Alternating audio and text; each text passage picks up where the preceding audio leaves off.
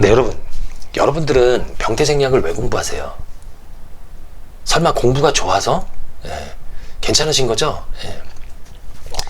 일단은 시험 준비를 많이 하시는데, 시험 준비하시는 분들은 보니까 기존에 출제됐던 문제들을 많이 풀어보잖아요. 마지막에 풀든 처음부터 풀어보든.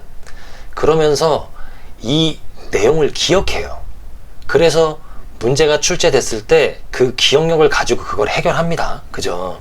그래서 기출 문제를 우리가 공부하더라 라는 얘기예요. 우리 몸도 기출 문제를 공부합니다. 무슨 얘기냐? 병원체라는 게 있잖아요. 이렇게 병원체. 병원체가 우리 몸에 이렇게 침투를 하게 되면은 그거를 우리가 항원이다 라고 공부하는 거고, 우리는 그 순간 뭐가 돼요? 숙주가 된 거죠. 그러면은 이 병원체에 우리가 대항을 한단 말이에요. 그러니까 항원에 대항을 해요. 그러면서 만들어지는 게 면역인데, 그걸 우리가 항체다라고 얘기하는 거예요. 이 항체를 누가 만들었어요? 숙주가 만들었잖아요. 그러니까 숙주가 항체를 만들어서 이 문제를 해결했어요. 능동적으로. 그래서 이런 걸 뭐라고 한다? 능동 면역이다 라고 했고, 병원체가 우연히 내 가슴 속에 들어와 내가 해결한 문제예요. 자연스럽게. 그래서 이런 걸 자연 능동 면역이다 라고 공부를 했던 거예요. 근데 이 과정을 이렇게 보니까 그러면 병원체가 들어왔을 때 우리가 자연스럽게 면역력을 완성시키니까 미리 병원체를 주입시키면 이거 완성되겠네 라고 하는 거죠. 병원체만 집어넣으면 숙주가 알아서 이걸 만든다는 얘기네. 그래서 병원체를 일부러 넣어요. 요런 거를 인공 능동 면역이다 라고 하는데, 병원체를 넣긴 넣는데 이거 센 놈 집어넣으면 돼요? 그러면 가시는 거죠. 그러면 안 되니까 병원체를 조금 약하게 넣어요. 그걸 약독화 시킨다 라고 하는 거예요. 독을 약하게 만들었다. 그리고 살아있는 백신이니까 약독화 생백신이라고 하는 거예요. 살아있지만 병을 일으키는 힘은 약화시켜서 집어넣는다 라는 거예요. 요거 루이 파스테르라는 형님이 최초에 시도하신 겁니다. 공중보건학 때는 제가 말씀을 드렸어요. 라고 살짝 메시지를 주면서 공중보건학에도 관심을 가져달라 라고 부탁을 드리는 이 센스. 능청이죠. 그 다음에 죽은 걸 집어넣기도 해요. 죽은 걸 집어넣어도 우리 몸이 그걸 기억해요. 그리고 항체를 만듭니다. 그것도 인공 능동 면역이다 라는 거예요. 그런 걸 불활화 백신이라고 하는 거죠.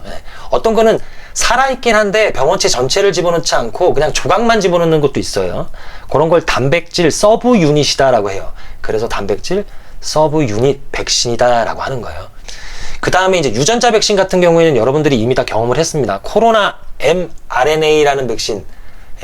이런 얘기 혹시 들어보신 적 있는지 모르겠어요. 코로나 백신은 유전자 백신이에요. 유전자 백신은 DNA도 있어요. 우리가 지난 시간에 공부를 했습니다. DNA, RNA. 그래서 DNA나 RNA를 주입하는 방법, 이런 거를 유전자 백신이다 라고 하는 거예요. 백신의 종류가 여러 가지가 있지만 공통점은 하나죠.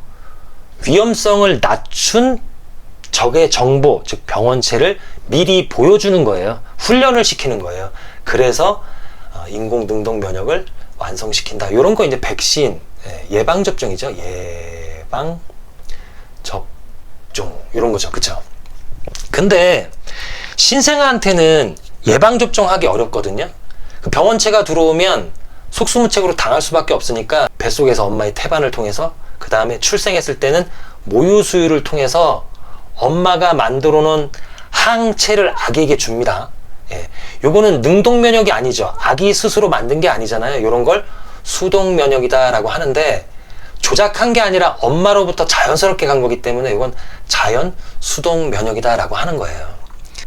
인공 수동 면역도 있어요. 남이 만들어 놓은 항체를 주사를 통해서 받는 거예요. 예를 들어서 면역 글로 불림 같은 거죠. 남이 만들어 놓은 걸 주사해서 빨리 효과를 만들려고 하는 거. 광견병이라는 얘기 들어보셨어요? 의미상으로는 미친 개한테 물려서 걸리는 병이다 라고 하는 건데, 제정신인 개한테 물리면은 그러면 괜찮아요? 이게 원래 그런 의미가 아닙니다. 그 광견병을 유발하는 바이러스가 있었을 텐데, 그 바이러스에 감염된 개의 모습이 미친 개처럼 보여서 그래요.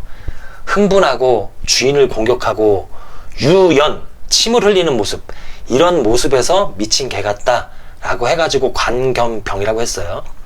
이 바이러스가 인간을 감염시킨다 그러면 공수병이라고 그래요. 예. 물에 대한 공포가 생긴다는 뜻이에요. 목에 있는 근육 있죠? 인두근. 경련이 일어나고 물을 마실 때마다 극심한 통증이 생긴다는 거예요. 그래서 물에 대한 공포가 생긴다 그래가지고 공수병이에요.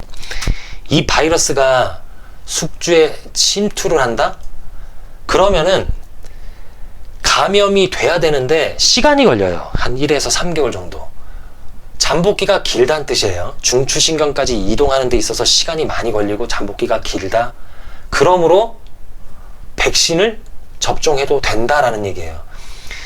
능동적으로 항체를 만들 수 있는 시간이 있다라는 얘기예요. 그래서 감염이 됐는데, 즉 항원이 침투했는데 이후에 백신을 맞을 수 있는 드문 병 중에 하나예요, 이게. 어쨌든 백신을 주사합니다. 그리고 백신을 주사하지만 얼굴, 목, 손 신경들은 분포가 오밀조밀해요. 예.